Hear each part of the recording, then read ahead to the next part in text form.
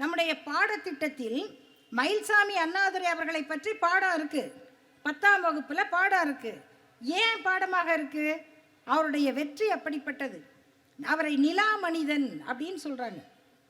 நிலாவில் போய் அந்த கோள் நிற்க இடம் இல்லை, தடுமாறும்.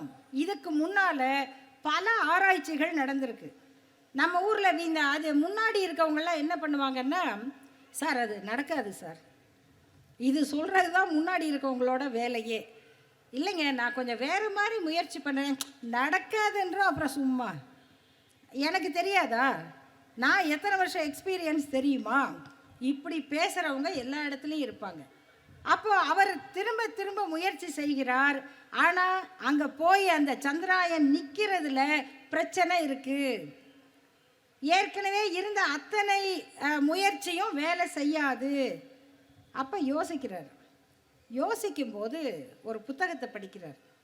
அதில் ஒரு சின்ன பகுதி, அந்த பகுதி என்ன சொல்லுதுன்னா, நீ அதெல்லாம் வேலைக்கு ஆகலைன்னு யோசிக்கக்கூடாது.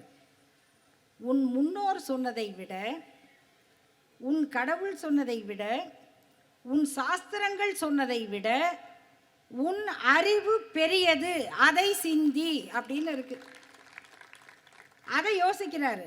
அப்போ முன்னோர் சொன்னது வேஸ்ட்டு, பெரியோர் சொன்னது வேலைக்கு ஆகலை, கடவுள் சொன்னது போய் பார்த்தா தான் தெரியும் என்ன சொல்கிறாங்கன்னு, இதெல்லாம் இல்லை. அப்போ உன் அறிவு பெரியது, அதை சிந்தி அப்படிங்கிறத சிந்தித்து இதுவரைக்கும் இருந்ததெல்லாம் ஒதுக்கி வச்சுட்டு நான் ஒரு புது வழியை கண்டுபிடித்தேன், அதுதான் சந்திராயன் 1 வெற்றி என்று சொன்னார்.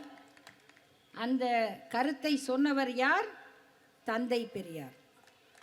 அவரில் 2 வார்த்தை சேர்த்து சொல்லியிருப்பார். உன் முன்னோர் சொன்னதை விட, உன் கடவுள் சொன்னதை விட, உன் சாஸ்திரம் சொன்னதை விட, உன் வெங்காயம் விளக்குமாறு சொன்னதை விட உன் அறிவு பெரிது. உன்னுடைய அறிவை பார்க்கும்போது எல்லாம் அப்புறம்தான், நீ அதை சிந்தி என்று சொன்ன அந்த கருத்தை பயன்படுத்தி வென்ற மயில்சாமி அவர்களை நாம் பாடத்திட்டத்தில் வைக்கிறோம்.